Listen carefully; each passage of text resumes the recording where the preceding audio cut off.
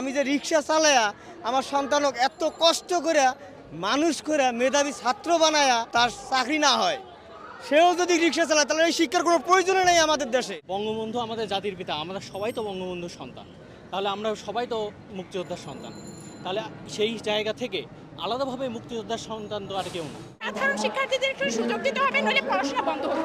এই পড়াশোনার দরকার নেই। আইনের ফাঁকফোকর দেখিয়ে আমাদের সাধারণ শিক্ষার্থীদের কোনো ধরনের হয়রানি করা যাবে না। যত দ্রুত সম্ভব আমাদের এই যৌক্তিক দাবির সমাধান দিয়ে দিতে হবে। দর্শক, রাজধানী ঢাকা সহ সারা দেশেই চলছে কোঠা বাতিলের আন্দোলন। সাধারণ ছাত্রছাত্রীদের এই কোঠা বিরোধী আন্দোলন নিয়ে সাধারণ মানুষের মতামত নিয়ে বাতাবাজারের নিয়মিত আয়োজন জনমতে আপনাদের সঙ্গে রয়েছি আমি এমজে জুয়েল।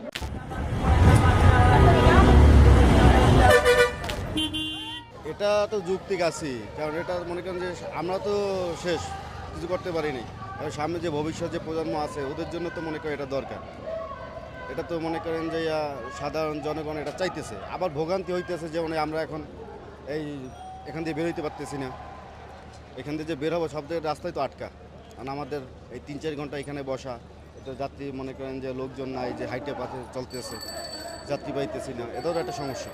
কারণ ছাত্ররা যেহেতু করতেছে এটা তো মেনে নেওয়া উচিত, কারণ এটা তো ভবিষ্যতের জন্য, এটা সবার জন্য ভালো, সামনে প্রজন্মের জন্য ভালো, আমাদের ছেলে মেয়ে আছে তাদের জন্য তো ভালো। আমাদের মন্তব্য হলো, যাত্রী যাই থাকুক না কেন আমরা চাই এটা সমাধান, যাতে এরা যে দাবি করছে বা যে রাস্তায় নামছে এদেরকে এই প্রাপ্যটা দেওয়ার দরকার। কিন্তু এখন সরকার জানি না কি করব না করব, কিন্তু এটা এদের প্রাপ্য। আমাদেরও ছেলে মেয়ে একদিন ভবিষ্যতে এইরকম করতে পারে, তার জন্য তারা অগ্রিম এই ব্যবস্থা নেওয়া দরকার। সরকার যদি ইচ্ছা করে এটা 1 ঘন্টার মধ্যে এটা সমাধান করতে পারে, কিন্তু সরকার তো এখনও জানেই না মনে হয় এই বিষয়ে, তার কানে মনে হয় এখনও নলেজ দেয় নাই, এমপি মন্ত্রী বা যে কোনো মন্ত্রণালয় এটা দেয় নাই। আমাদের মনে হয় এটা অযুক্তি না, কারণ মুক্তিযোদ্ধারা সন্তানরা চাকরি পাইছে, তার এখন নাতিরাও পাইতেছে, এটা তো সম্ভব না। কারণ আমার সন্তান কি করে খাবে, আগামীতে আমার সন্তান কি করবে? আমার সন্তানের তো প্রাপ্য আছে, মেধাবী যখন হবে তখন আমার সন্তানের তো একটা সরকারি চাকরিজীবী আশা থাকে। বা আমি যে রিক্সা চালায়া আমার সন্তানক এত কষ্ট করে মানুষ করে মেধাবী ছাত্র বানায়া যদি তার চাকরি না হয়, সেও যদি রিক্সা চালায় তাহলে এই শিক্ষার কোনো প্রয়োজন নেই আমাদের দেশে। আমাদের দেশে কোনো শিক্ষার প্রয়োজন নাই, যার যেভাবে চলার সেভাবে চলবে, এইভাবে দরকার নেই আমাদের এই যে কষ্ট করে এই যে দিন মজুরি খাইটা দেখা গেছে সারাদিন 500 টাকা 600 টাকা রুজি করি, ফ্যামিলি চালাবো না আমরা চলবো, আমাদের কোনো উপায় নাই। তো অতএব আমাদের ভাই হোক ভাতিজা হোক, তারা যাতে এইটা পায় বা আবেদন করছে বা রাস্তায় নামছে, এদের জন্য আমরা একমত। আমরা শ্রমিক, আমরাও এদের পক্ষ আছি, এরা যাতে এইটা ফলাফল পায় বা সরকার যাতে এটা তাড়াতাড়ি পরিচালনা করে, এইটাই আমি আশা করি। স্মার্ট বাংলাদেশ বিনির্মাণের যে প্রকল্প, সেটাকে বাস্তবায়ন করতে হলে অবশ্যই মেধাবীদের আমাদের অবশ্যই সেই জায়গাটা দিতে হবে।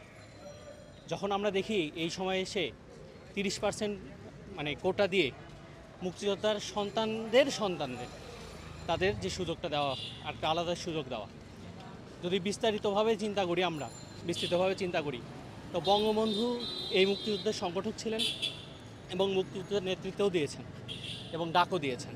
তো বঙ্গবন্ধু আমাদের জাতির পিতা, আমরা সবাই তো বঙ্গবন্ধুর সন্তান, তাহলে আমরা সবাই তো মুক্তিযোদ্ধার সন্তান। তাহলে সেই জায়গা থেকে আলাদাভাবে মুক্তিযোদ্ধার সন্তান তো আর কেউ না, আমরা সবাই মুক্তিযোদ্ধার সন্তান। তাহলে সেই জায়গায় দাঁড়িয়ে আজকে আমরা যারা এখানে এই আন্দোলনগুলো করছি, তারা সবাই একটাই আন্দোলন, যে আমাদের কথা হচ্ছে কোটা রিফর্ম করতে হবে। আমরা কোটা সরাইতে যাচ্ছি না, কিছু কোটা দরকার আছে, যেমন যারা অনগ্রসর জেলা থেকে আসে, যারা ক্ষুদ্র জাতিসত্তার মানুষ আদিবাসী আছে এবং যারা প্রতিবন্ধী, এই 3 প্রকার শ্রেণীর মানুষের এখন কোটা দরকার। নারী শক্তির যে অভ্যুত্থান হয়েছে সেই দিক থেকে বিবেচনা করলে এখন নারী কোটারও আসলে কোনো প্রয়োজন নাই। ইভেন নারীরা বলছে যে আমাদের কোটা দরকার নেই। সেই ক্ষেত্রে দাঁড়িয়ে আমরা মনে করি যে 10% কোটা, আমাদের যেই চিন্তাধারা ছিল 10% কোটা, এবং সরকার বিন্যাস করবে, নিজেদের যে গবেষক আছে তাদের গবেষণার মাধ্যমে তারা ডিসাইড করবে যে এই 10% তারা কোন কোন জায়গায় কী বেসিসে ভাগ করবে। আমাদের শুধু এইটুকুই চাওয়া, মেধাবীরা মুক্তি পাক, কোটা প্রথা যে মানে তারা গবেষকরা সমন্বয় করে কোটা প্রথার একটা রিফর্ম তারা করবে। মুক্তিযোদ্ধাদের পারলে একজন সচিবের মর্যাদায় একজন সচিব যত বেতন পায় সেই পরিমাণে তাকে বেতন দেওয়া, কিন্তু এই মানে মুক্তিযোদ্ধার সন্তানদেরকে চাকরি 53 বছর পর্যন্ত তো দিচ্ছে না। এখনো কি মুক্তিযোদ্ধার সন্তানেরা আছে, বেকার আছে বলে মনে হয়? একজন মানুষ কতবার কোটা ইউজ করতে পারে? শিক্ষা জীবনে প্রবেশ করার সময় কোটা ব্যবহার করেন, চাকরি জীবনে প্রবেশের ক্ষেত্রে কোটা ব্যবহার করেন, চাকরি ভালো না লাগলে সেক্ষেত্রে কোটা ব্যবহার করেন। কেন এই বৈষম্য? সাধারণ শিক্ষার্থীরা যেখানে বঞ্চিত হচ্ছে, সাধারণ শিক্ষার্থীদের একটু সুযোগ দিতে হবে, নইলে পড়াশোনা বন্ধ হবে। এই পড়াশোনার দরকার নেই, সার্টিফিকেট করছিলাম না, আমার মনে হয় বই পড়ানো উচিত, বিশ্ববিদ্যালয়ে আগুন চালানো উচিত। 1% মুক্তিযোদ্ধাদের জন্য সারা বাংলাদেশে 99% শিক্ষার্থীদের সাথে যে প্রহসন করা হচ্ছে, এটা আসলে প্রহসন এবং চরম বৈষম্য ছাড়া আর কিছু না। আমরা বাংলাদেশের স্বাধীন নাগরিক হিসেবে বৈষম্যকে স্বীকার করি না, বৈষম্যকে মানি না, মানবো না কোনোভাবেই না। আমাদের দেশে নারীরা কিন্তু এখন কেউ পিছায় নেই, নারীরা এখন অগ্রসর। শিক্ষা থেকে শুরু করে আপনি যদি গভর্নমেন্ট সেক্টরও দেখেন, কোটা ছিল না, তারপরেও কিন্তু নারীরা জব পেয়েছে। আপনি দেখবেন প্রাইভেট সেক্টরগুলোতেও নারীরা আগায় আছে, বা দেশের প্রধানমন্ত্রী থেকে শুরু করে দেশের স্পিকার সবাই এখন নারী। সেইখানে আমরা নারীকে কিন্তু অগ্রসরই বলতে পারি, তাই না? নারীরা কিন্তু তাহলে পিছায় আছে, কোনোভাবে কিন্তু পিছায় নেয় না। সেই ক্ষেত্রে আমি প্লেকার্ড ধরে দাঁড়িয়ে আছি যে নারীরা যেখানে আসলেই অগ্রসর সেখানে কোটার আসলে কোনো প্রয়োজন নেই, এটা আসলে হাস্যকর। যাদের জন্য মূলত কোটা রাখা হয়েছে তারা শুধুমাত্র নিয়োগ পরীক্ষায় একবার কোটা ব্যবহার করতে পারবেন, অর্থাৎ একাধিকবার কেউ কোটার ব্যবহার করতে পারবেন না।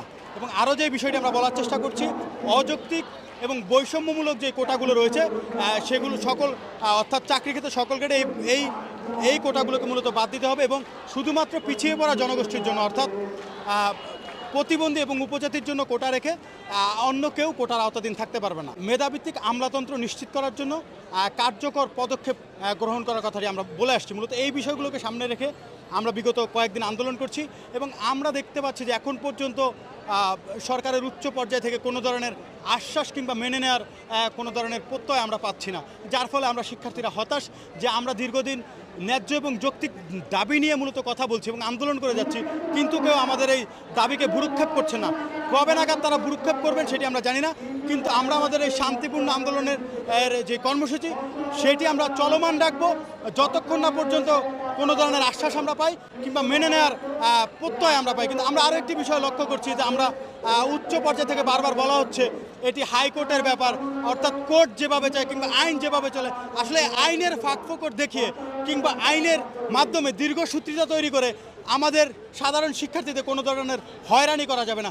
যত দ্রুত সম্ভব আমাদের এই যৌক্তিক দাবির সমাধান দিয়ে দিতে হবে, অন্যথায় সাধারণ শিক্ষার্থীরা গত কয়েকদিন যেভাবে রাজপথ দখল করে রেখেছে অনির্দিষ্টকালের জন্য সারা বাংলাদেশের সকল সড়ক মহাসড়ক কিন্তু অচল থাকবে।